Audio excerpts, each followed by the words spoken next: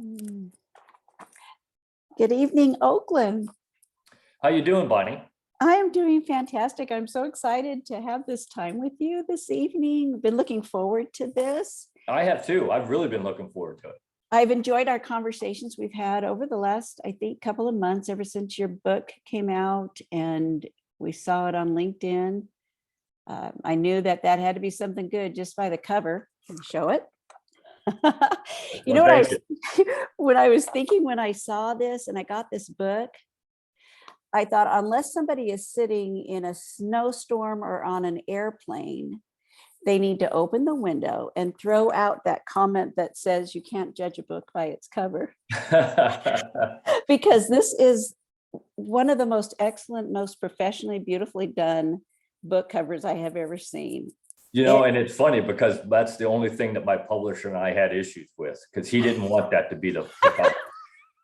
Well, okay, well, I'll bet I'm not the only one who feels this way. So you are Oakland McCulloch, retired lieutenant colonel. So your heart and your passion is to teach on leadership. You have had 40 something years experience of leadership, and you have been 23 years in the Army. So you know what you're talking about.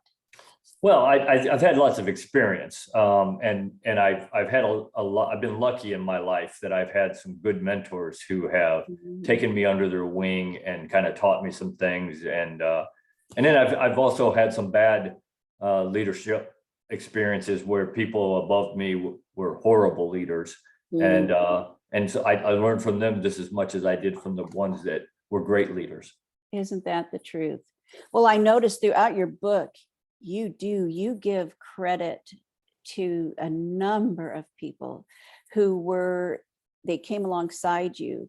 They either through experience or just through very intentional training, trained you and taught you and grew you. And I like how throughout your book, you are the humility. I don't want to embarrass you or make you feel uncomfortable, but to be honest with you, originally, when I first saw how militant this looked and how excellent it looked, I thought, oh, he's probably pretty stiff and rigid. And I shared with you where that was dispelled when I saw your wife's countenance, Kelly's countenance. And it just tells me the type of a man or a husband that you are, because she just shines. And then you give her such honor in here throughout the book. You are very, very honoring of your wife. The whole picture of who you are as a man, as a leader, comes through in this book. So Bonnie, I've always said, and I absolutely believe that you got to give credit where credit is due. And I give credit to the people who helped me, both above me and below me. Some of the best leaders I ever worked with worked for me, not above me. Master Sergeant David Powell, Sergeant First Class Pinson, some great NCOs who taught me what it meant to be a leader and what was expected of me as a leader. And then my wife, I don't know where I'd be without my wife. I tell her all the time, I certainly wouldn't be where I am. I know that for sure. You make that very clear in here. And that really is that's the cherry on top in here. So I want to ask you, why do you value leadership to the extent that you do? Because it's very clear that you do. Yeah, I mean, at this point, it really is my passion to get out and talk to as many people as I can, mostly young people, but I mean, anybody that wants to listen and needs to listen about leadership. And the reason I'm so passionate about it is because as I go around, I always tell people, you show me an organization that has good leaders, and I will show you a successful organization. You show me one that has poor leadership, and I will show you one that is either struggling or has failed. Because it is the essential thing to any organization. I don't care what it is, whether it's a business, a university, a church, a sports team, the military, anything, any organization or leadership is the most important element to Mhm. being successful. Good leaders drive an organization to be successful. They motivate the people to be successful. Poor leaders just drive it in the ground. Mhm. And they are sending a message, well, good or bad, or they're sending a message to the value of leadership. If they're good and everything is running and people feel it's running well and people are able to produce in their area of expertise, it's an unconscious awareness. This is the value of leadership. And Right. when one is not leading well, which is very important. It's very important to work under a leader that's not leading well, at least for a period of time. It's frustrating. It's not a lot of fun, and No, it is not fun. you want to run away but the thing is to recognize that in every situation that we're in, we are learning if we will open our mind to being the awareness that this is just a season of my life. I want to learn everything I can out of it. That's right. And then that makes me better in what I'm doing. Well, I've had people throughout my career, and in fact, since I wrote the book, I've had people who, like you, have reached out to me and wanted to talk to me, and I'm always happy to talk to anybody and talk about leadership in the book and life and whatever they want to talk about. And I had a young lady who said, I'm a leader, I'm a junior level leader, and I've got somebody above me who is just awful, just a horrible leader. What can I do? And I said, well, they are the boss. So you got to understand that. You can do what you can do to help influence the situation. But the main thing that you as a junior leader have to do, if you have a boss above you that is just horrible, is you have to try to shield the people below you. You as the junior leader need to be that buffer between that horrible person and the people that you're trying to motivate on a daily basis and get the best out of, and to help them become the best person that they can be, and maybe even a good leader in the future. But and it's hard. It really is, because they are the leader, and in the end, their word is what happens. You just got to be able to take the best of that and shield the worst of it from your workers. And if you do that, then I think you and learn what not to do, because I know I've stood in formations a lot, be standing there and a boss of mine would say something, and in the back of my mind, I'm thinking, I will never do that. The hair on the back of your neck stands up and you're like, whoa, I will never do that when I'm in charge. We've all been there, and you got to learn from those things. It's interesting you said that, because it took me back to 5th grade when there was a teacher. I hadn't thought of this forever, but this teacher, she did something that kind of humiliated the kid next to me. And I said, I want to grow up and be a teacher because I want to do the opposite of what she just did. Absolutely. I totally forgot about that. But I saw that. And as a child, I went, that was wrong. Yeah. She was frustrated. And I imagine there's a lot of frustration that goes on in a lot of settings, in business and classrooms and families. But our opinions are formed, especially when you're young, and you know right from wrong, and if something hurts or something's not productive. I think that's right. The thing is leadership should be always energizing production. Something should be produced, even if it's just excellent morale, good camaraderie within a team.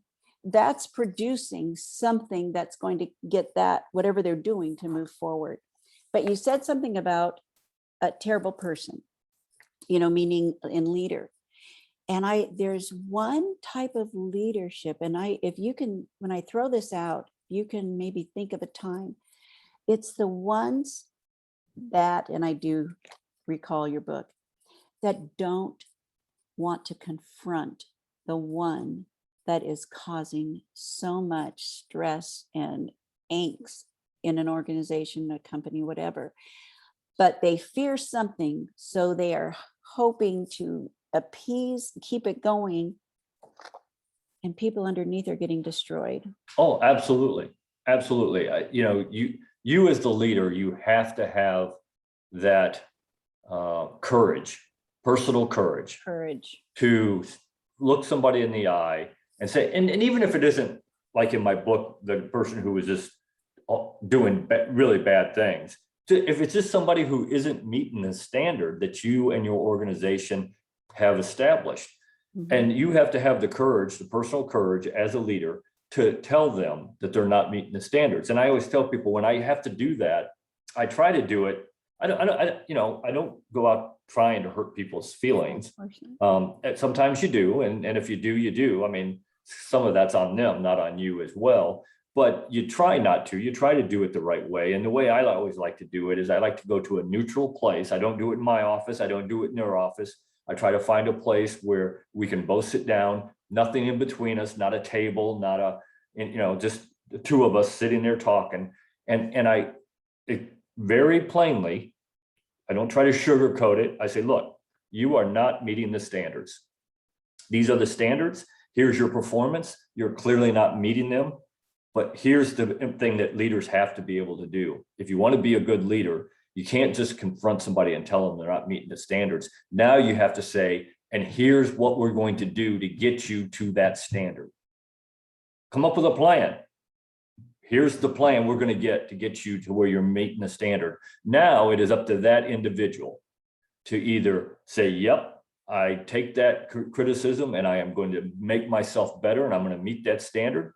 And now we move on, or they decide they're not going to do it. And now either you or they have to decide that they got to move on and do something else. What do you think stops somebody? I know you said courage, but what do you think the opposite of courage is? Fear. So what would be some of the fears that stop a leader from that essential confrontation? Yeah, I think some of it is just the fear of making somebody mad, and or hurting somebody's feelings, or because unfortunately, in this society today, we're all about everybody feeling good, everybody doing what makes them feel good, and everybody gets a trophy, everybody's a winner. That's not the real world. And we have to, but we have people who have grown up that way, who are leaders today, who think that that they can't confront somebody and make them feel bad, because that's not the right thing to do, that we have to make everybody feel good all the time. And that's great if we can. But again, if they're not meeting the standard, you got to let them know that. Here's the problem. Okay. And I tell people this all the time, is that if somebody's working for you and they're not meeting the standard that you want them to meet, and you don't tell them, then that's your fault. Because they may think they're giving you exactly what you want. Oh, good. And the only way they're going to know that they're not giving you what you want is if you say, look, young man, look, young lady, you are not meeting the standard. Here's why. Here's how we're going to fix it. Mhm. And again, then it's up to them what they want to do. Yeah, see, that the way of doing it that way is you're showing grace, because you're giving them the tools to get it right. You're not just kicking them off the field. So you're giving them the tools. You're at least showing them, okay, I'm going to go ahead and give you this opportunity to take it and go right. So then at that point, if they do, then they've learned and everybody else benefits. That's right. The team gets stronger, because a team, as you know, I mean, the team is only as good as the weakest person on the team. And that's, I don't care what team that is, whether it's a sports team, an organization, a church, a college, whatever. I mean, the team is only as good as the weakest person on the team. That's right. So your audience, I know that you speak to a broad range of people, but it seems that you have a real heart for the younger ones, the ones that are upcoming leaders. Can you share what environments you're teaching, what you're seeing happen in your leadership, and what kind of feedback you're getting from these young people? Yeah, so I've been lucky. I've gotten to talk to a lot of colleges, a lot of universities, a lot of sports teams. I even go down into high schools and talk. A few years ago, before the COVID thing. I Mm. went to 36 high schools and I talked to over 5,500 high school students. So that's who I think my main audience is young aspiring leaders, whether they're in high school, college athletes, college business majors, college government personnel, running student government, but also those junior leaders who are freshly out of college, who are just starting out as a leader in those corporations, in those organizations. So I think my message is for them as well. And it really is about everyday things that everyday people can do to make themselves a better leader, to improve their leadership skills, to improve their leadership ability. It isn't about theory. It isn't about ideas. It's about, here's some things that you can do every day as anybody to improve not only your leadership skills, but I also believe, and I've had people tell me that not only is this book about leadership, but it's just about being a better person. And I believe that, and I hope that's true. Because that's just as important as being a leader. I mean, you got to be that good person before you can be a good leader. And so a couple things that I've been told is that, I've had people come up and say, that I never looked at leadership in that way, and it has changed the way I do things. I had a young lady in Washington State who read my book, wanted to talk to me because she said, I work for a company that's got some issues. I'm a junior leader in the company, and I got some issues, and I'd like your opinion. And we talked and talked through a couple things in the book, and then she asked me a couple specific questions, and I told her what I would do if I was her, and she did them. And she called me back about a month later and saying it's made a huge difference. Has it fixed everything? Absolutely not, because I'm not the big boss, but at least we're moving in the right direction. So I think, and then I wrote it for old people like me, who, and I've had people like me who have been leaders for 25, 30, 35, 40 years, who told me, Oak, you know what? I didn't learn a whole lot of new things in your book. I may have learned a few techniques that I didn't know about that I can use. But they said what I really did was I was reading it and I came across something and I said to myself, you know what? I used to do that really well, and I don't do that so well anymore. Maybe I need to take some time and make an effort to get back to doing something that made me successful, that the successful leader that I am, that I'm not doing anymore. Wow. So that's good. That rattled something. That's Yeah. good. And we're all that way. I mean, if you, this is a journey. Leadership is not a destination. You don't wake up one day and you say, okay, I'm the greatest leader in the world, and I don't have anything else I can learn. If you think that, you need to go do something else, because you're not, and you can still learn things. Absolutely. So I think that this is a journey, and you got to look at it that way, that you can learn something from lots of different people, even people that you didn't think you would ever learn anything from. You can absolutely learn something from. And the value of learning, the value of growing, and the value of self-awareness is a gift that's greater than anything monetary, I believe, because you're able to walk through life with a perspective that is actually very healthy. You start to see other things and what people are saying as though it's not as skewed, because you've allowed yourself to become aware of areas you need to learn and grow. It's such a healthy place to be mentally.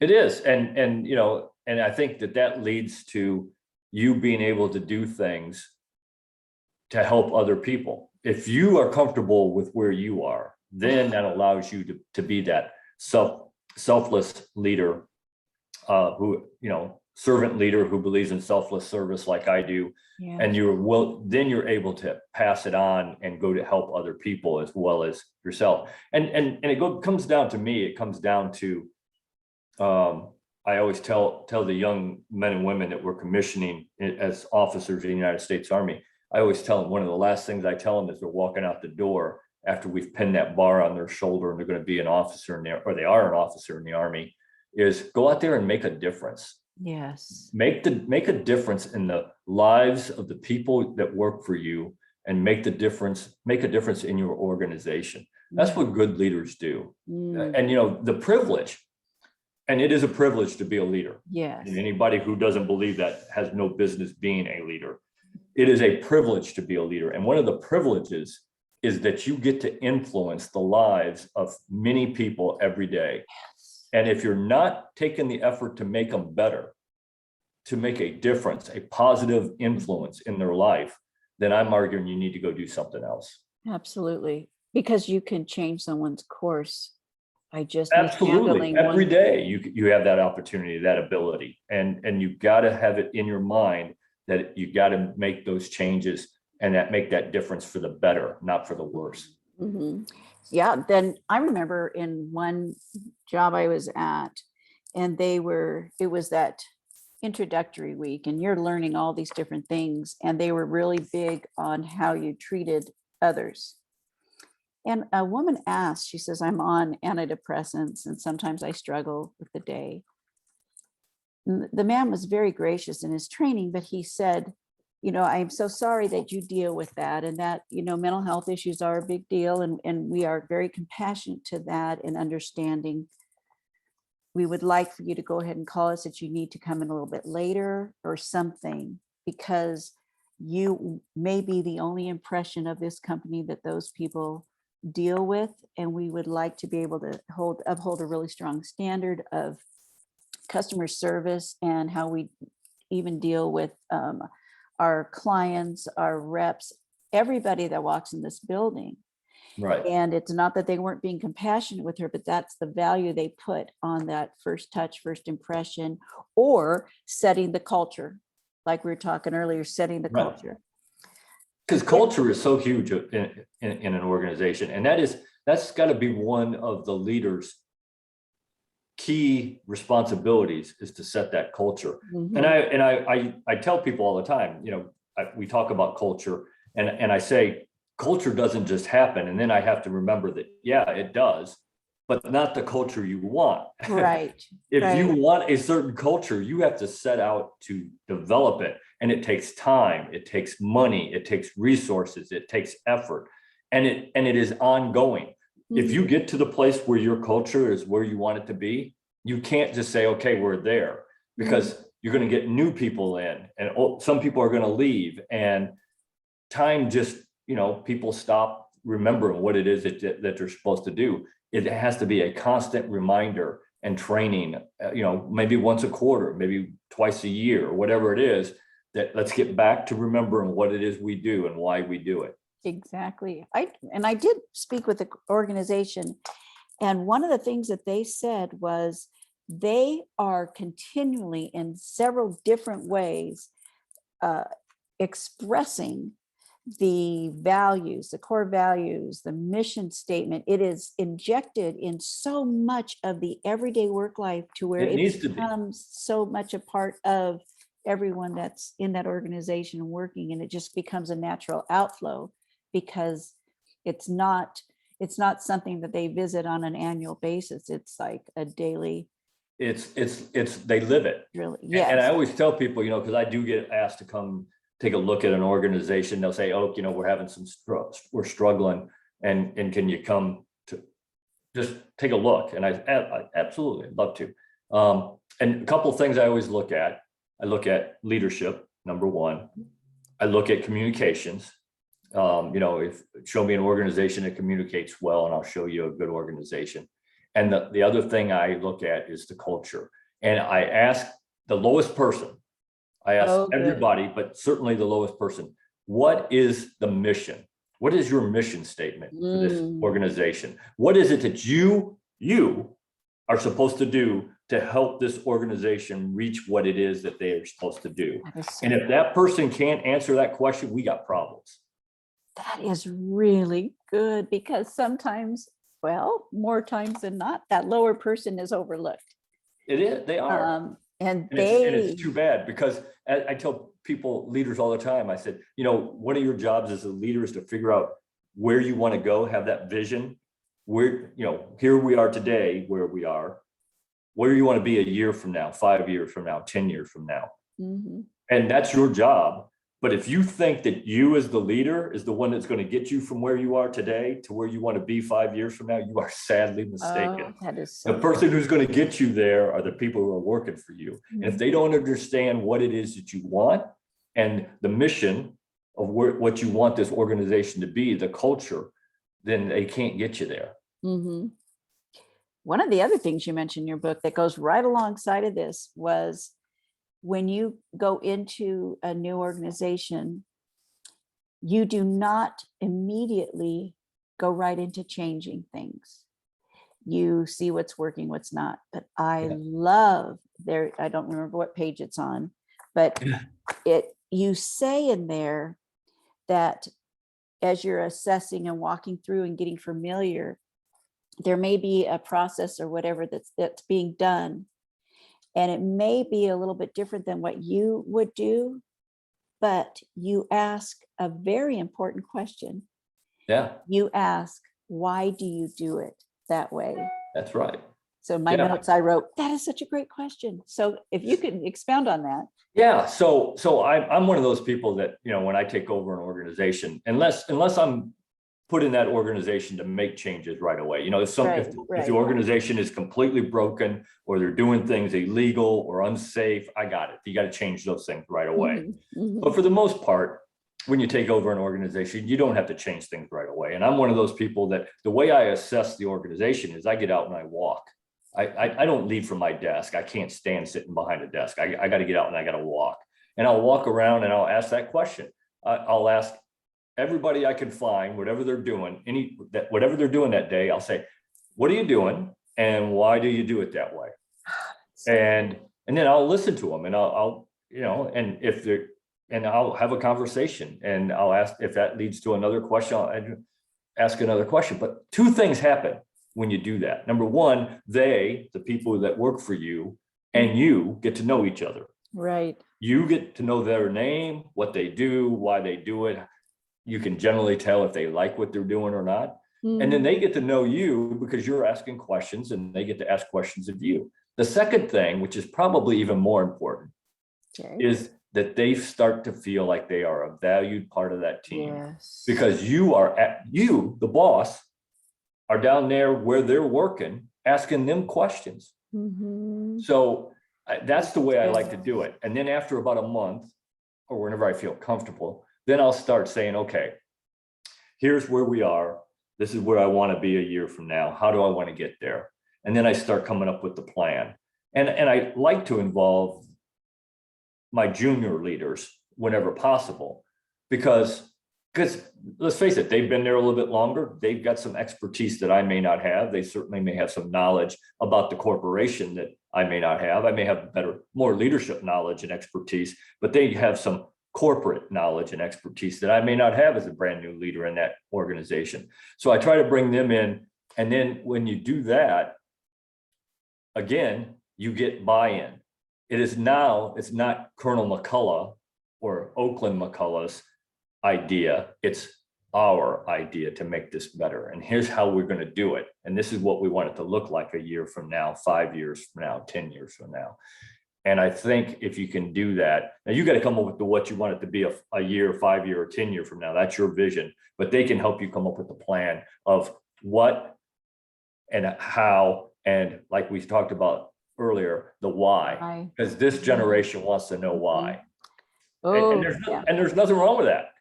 And we talked about that, you know, before we started this, that, you know, it just took this old man a long time to figure out there's nothing wrong with them asking why. If you can give them the right answer of why, you got them, and they'll do whatever you ask them to do, and want to do what you want them to do. Because they're in that position for the most part, wanting to see what they're giving their life to is moving forward in a positive direction, and it's going to make a difference. I mean, the ones who have a real strong sense of purpose and making changes or making things better in their time in space. And I think that we have a very brilliant generation that's rising up to be our leaders. They are, if we train them right. I think you're right. I mean, there are some young men and women I work with here in in ROTC at the college level are brilliant. I mean, way smarter than me, Mm. which is not hard, but way smarter than me, and motivated and want to do good things. But we got to train them the right way. We got to train them in this servant leadership style so they understand that it is not about them, because there are a lot of people in this era, this generation, who think it is all about them. Even though they're brilliant and they want to do good things, they think it's all about them. And it's not. I hate to bust their bubble, but the world is not about them. So have you worked with some that like at the onset seemed almost impossible? Like you would, nobody's hopeless, I wouldn't think, but like when, like if you were to approach them and you were working with a little bit, then they're like, you're thinking, this, unless there's great change, they're not going to make it. And then watch them transform. Yeah, well, and it takes time. You're not going to change somebody overnight. Is it not going to happen? And just like culture, building a culture of an organization isn't going to happen overnight. It takes time, effort, resource, and all those things. And what it takes is not only one person, not just me talking to those people, but everybody they see in that organization that's above them, living that selfless service life. And I think that the Army, we do, at least in the past, I've been retired from the Army for a few years, but in the past, we did a pretty good job of most leaders set the example of how they wanted things to be. And I think that young leaders coming up could look at it and say, yep, that's what a leader looks like. And I used to tell people when I was running the ROTC program at the University of South Alabama in Mobile, because there's no Army post around there. So all the soldiers around there were ROTC. And I had friends that I made there who said, knew nothing about what the Army did and had probably never even talked to a soldier before they talked to me. And they said to Oak, what do you really do? I said, I commission lieutenants, but I said, my number one job, what I look at as my responsibility is I want to make every one of my cadets, the people in my program, the people I'm trying to train to be the future leaders of the Army and of America. Every day I want them to want to be like me, set the example, show them what an officer, a leader looks like, acts, talks, walks, how they behave, all those things. And if I can do that, then I have accomplished what I need to accomplish here. Yeah. And you're making a big difference, and they may not even start living those things out till later on, but those words and the accuracy and the power of that truth of true servant leadership is something that, if it's the right heart, it goes right in, and they're continually being trained and referring to that as they go forward. Yeah, well, it just goes back to that same thing that we were talking about, where if you got a bad leader and you're sitting there and they do something and it sticks in the back of your mind, same thing. That's right. They may not understand it when it happens or when you say it, the good leadership, the servant leadership stuff, but at some point that light bulb's going to go off. They're going to say, you know what? Colonel McCullough or Bonnie told me this 2 years ago, and I didn't understand it then, but I understand it now.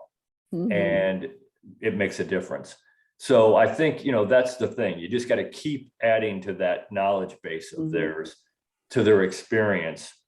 And you got to hope that at some point the light bulb goes off and it takes effect, and it changes the way they do things. And I've seen it happen. I mean, I've seen other people who, didn't decide to go that route.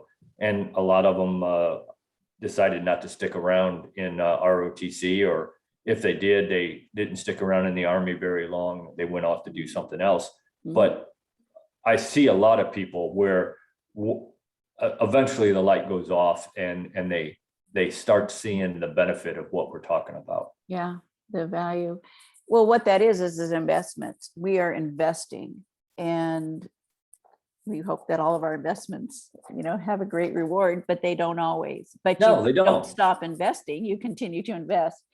There's what really struck me in this book, in your story and in your life, is your level of integrity, to the point where there were times when it cost you, where you did the right thing because it was the right thing to do, but you didn't get a reward for that. It actually cost. And I don't know if Yeah. you'd want to share even one of those incidents. Yeah, I think, I tell people all the time, leaders do the right thing because it's the right thing to do, like you said.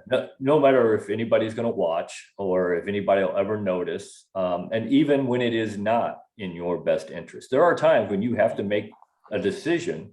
If you are a good leader with integrity and a servant leader, you're going to have to make decisions that are in the best interest of the people that work for you and the organization, but it may not be in your best interest.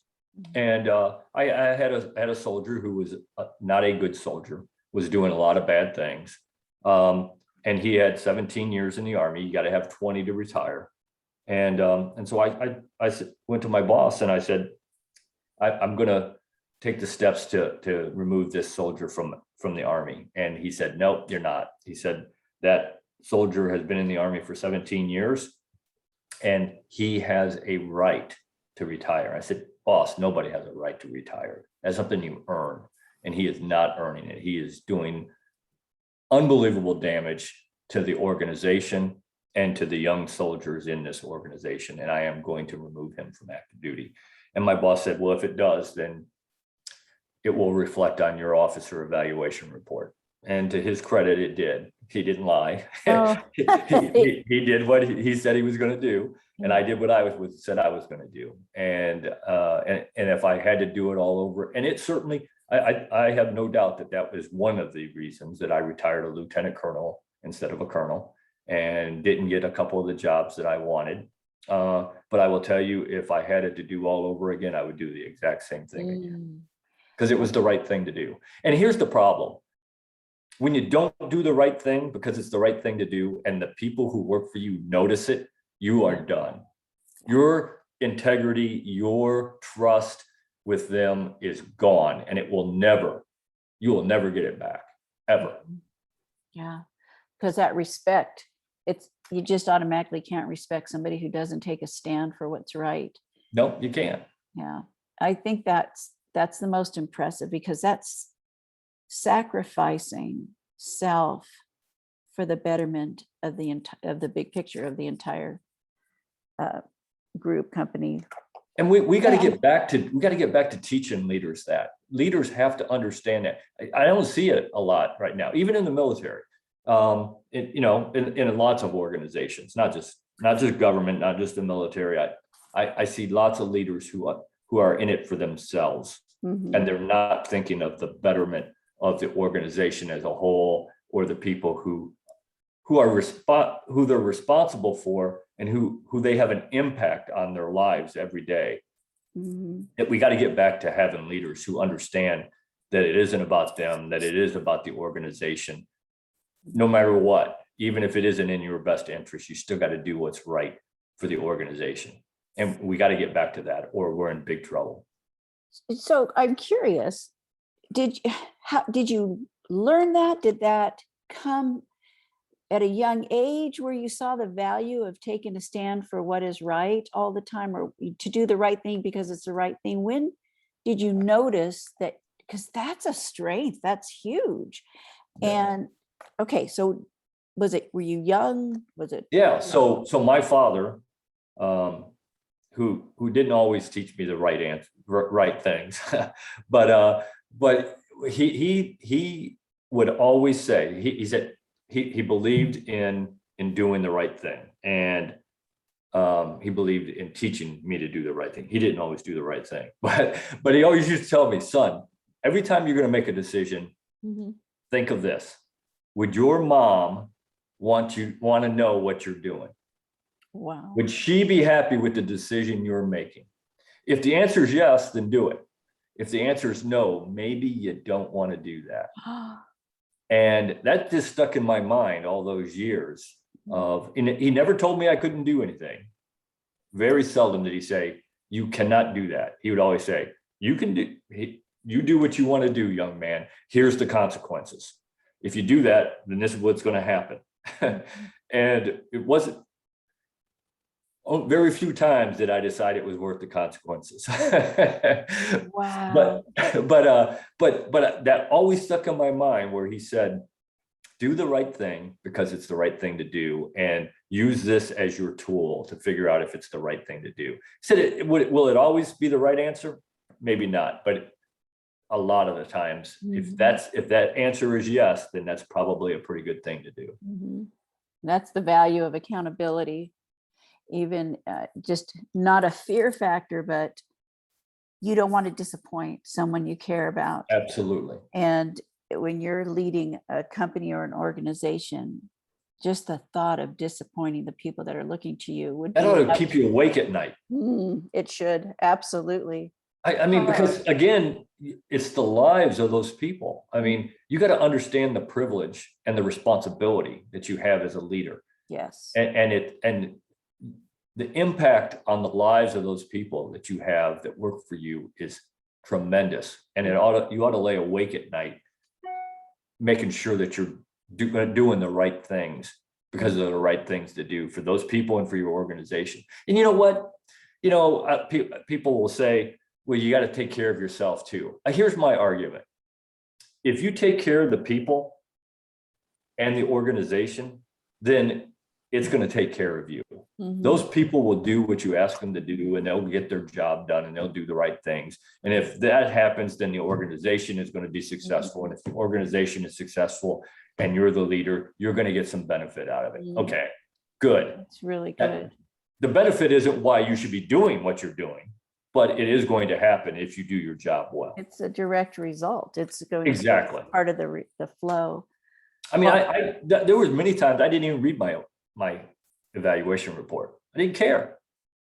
That's not why I did what I did. I haven't read the last 3 evaluation reports in my job. I don't care.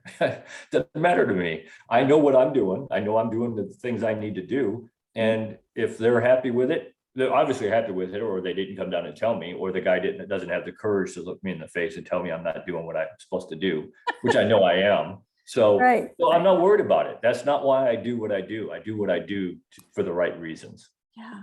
Wow. That's terrific. So are your children, I believe you have 2 children. I do. I have a 33-year-old son and a 31-year-old daughter, and they both have given me grandchildren. So I'm just an old man. Oh no, you're a blessed man. That's wonderful. But are they? I always tell my kids, I said, look, I'm just an old man trying to get to heaven. There are no rules here. Okay. If my grandkids want ice cream at 8 o'clock in the morning, they get ice cream at 8 o'clock in the morning. That is, you make it to grandparent status to be able to do that. Yes. But are you finding that your children, that you're investing these same great values into your children, and they are seeing the strength of it and following that same pattern? Yeah, I think they are. And I think they would tell you that although they didn't always see eye to eye with me or their mom, because my wife is just as good a leader as I am, if not better. But they didn't always see eye to eye with us, and they'll admit that. But the old saying, I always just tell people, it's amazing how much smarter my parents got as I got older. Oh, yeah.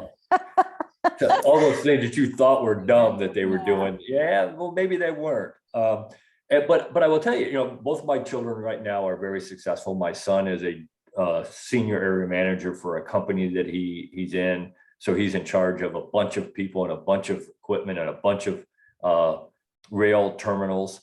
And then my daughter is a senior person in her, or not a senior, a leader in her company, where she's managing people and resources and doing good things. So I think that they understood that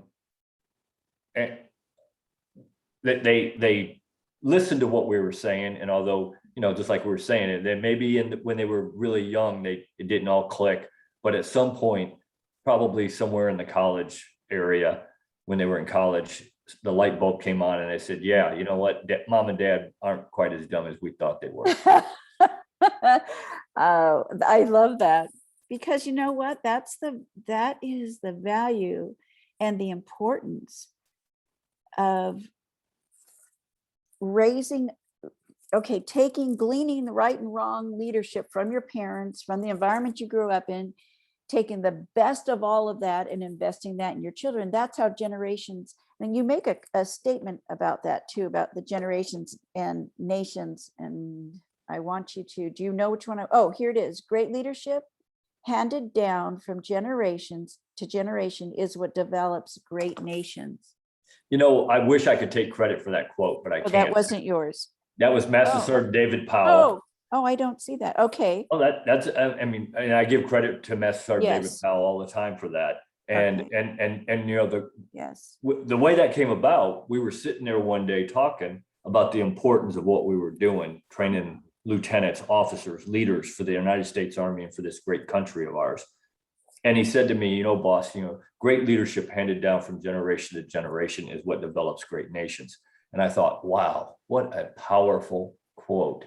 Yeah. And the most powerful thing about that, Bonnie, is that you can take that word nations and you can substitute company, organization, Yes. church, government, military, sports team, whatever you want, you can substitute that word nations with, and it doesn't change the power of that quote one bit. Yeah, that's exactly right. And I think and I know I have a heart for university age young people, this new generation, and that is it. I think that we are feeling passionate to invest quality leadership and integrity into them because we know that that's going to live on in the generation that they lead.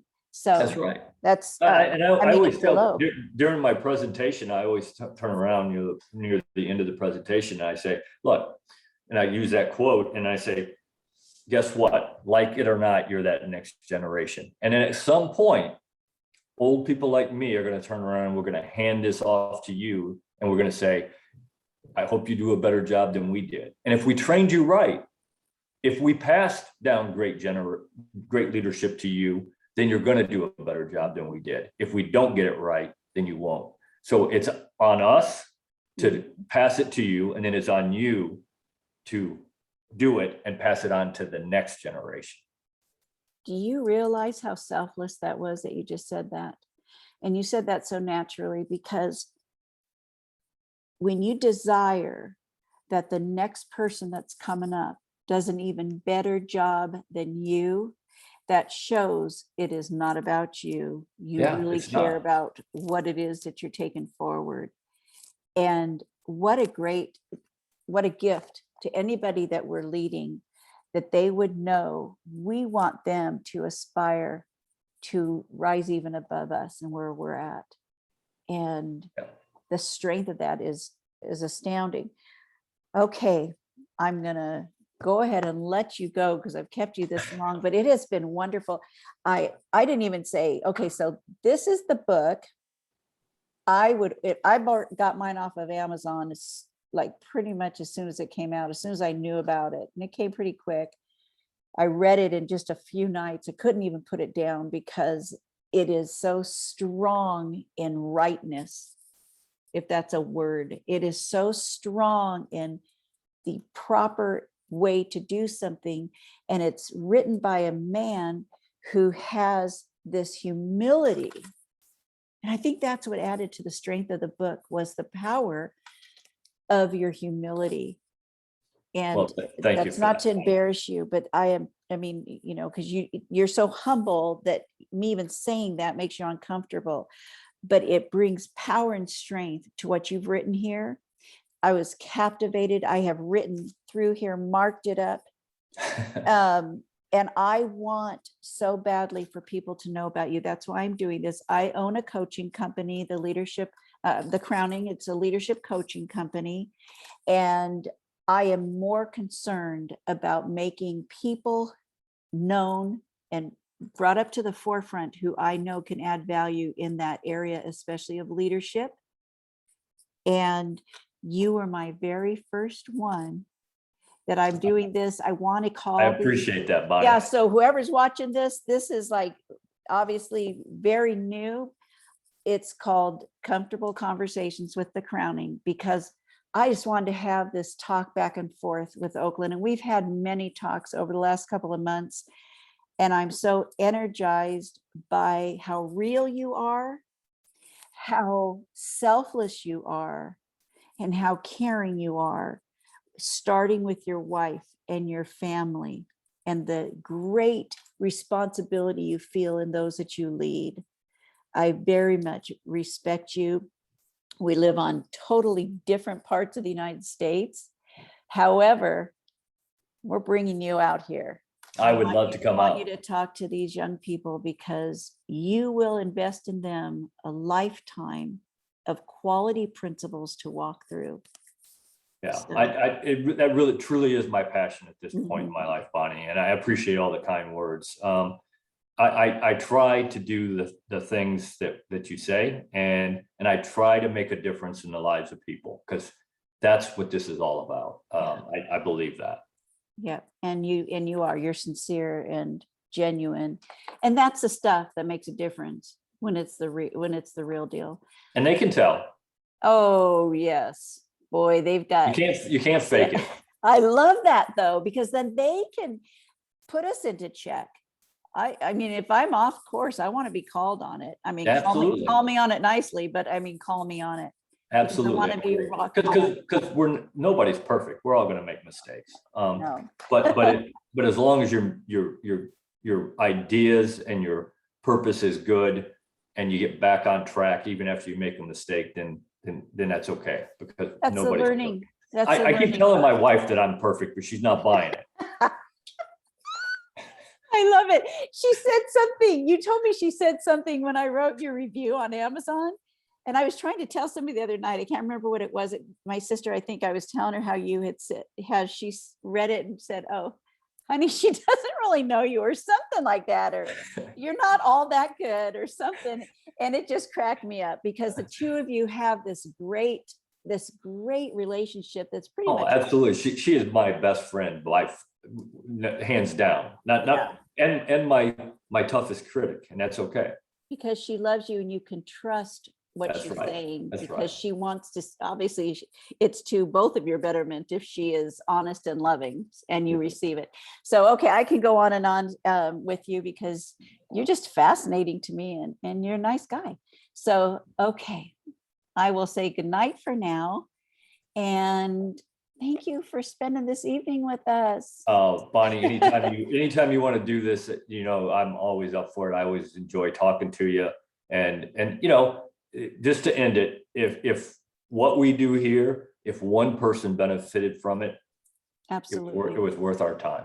How can people reach you? Do you want to give your? Yeah, so I have a website, and it's www.ltc Oak, O-A-K, McCulloch, M-C-C-U-L-L-O-C-H. And from there, it has my cell phone number, it has my email address, it has a link to where you can buy a book from Amazon. If you want a signed copy of the book, then you send me an email and we figure out the best way to make that happen. The books, I just went over 1,000 copies sold last week, and Wow, and probably 125 of those were signed copies where people said, yeah, I'd really like to have a signed copy, and we work out the best way to make that happen. that's great. Okay, there it is. Love it. Thank you. Love And that. you can also have me come for a speaking engagement if that's what you want. And on my website, it has the things I talk about on a regular basis, but we can negotiate all that stuff too. Okay, well, we're hoping to see you in person. Yeah, I hope so, Bonnie. 2022. And so I can sign your book. There you go. I know, I'm thinking, hey, mine's scribbled in from me, but it's not signed by you. Thank you so much, Oakland. So appreciate you so much. Thank you. Good night, Bonnie. Good night.